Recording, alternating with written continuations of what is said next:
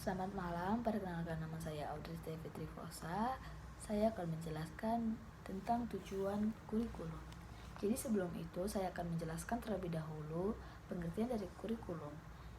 Kurikulum merupakan suatu rencana pembelajaran yang berperan penting dalam dunia pendidikan, yang dimana penting untuk dimiliki setiap sekolah sebagai pedoman ataupun arah bagi para guru dalam mengajar.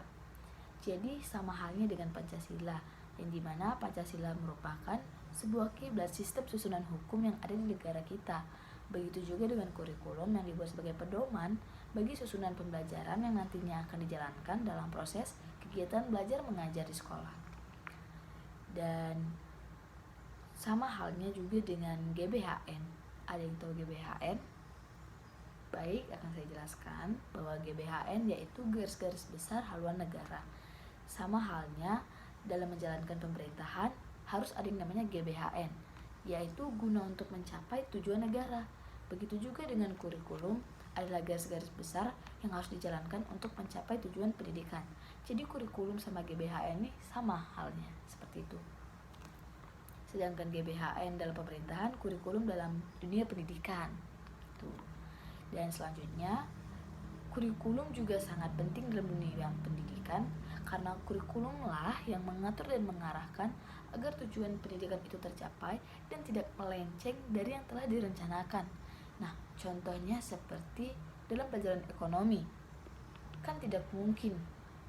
Kita pasti sudah tahu terlebih dahulu bahwa dalam pelajaran ekonomi itu tentang hitung-hitungan, investasi, dan lain-lain. Kan tidak mungkin guru ekonomi mengajarkan kepada siswanya dalam pelajaran tersebut tentang not balok. Berarti dapat kita simpulkan bahwasanya itu sudah di luar dari atau sudah linjur dari yang telah ditetapkan, yaitu kurikulumnya. Seperti itu. Jadi itulah fungsi kurikulum, agar tidak linjur dan tidak lari dari pedoman yang telah ditetapkan. Seperti itu. Selanjutnya, kurikulum juga dibuat dengan tujuan tertentu, yaitu menjadikan alat pendidikan untuk menghasilkan siswa yang berintegrasi. Dan tujuan kurikulum menjadikan alat pendidikan untuk menghasilkan siswa yang berintegrasi. Jadi berintegrasi yang dimaksud yaitu siswa yang berkarakter. Nah, siswa yang berkarakter itu ada 3 poinnya. Yang pertama, kognitif ataupun ilmu.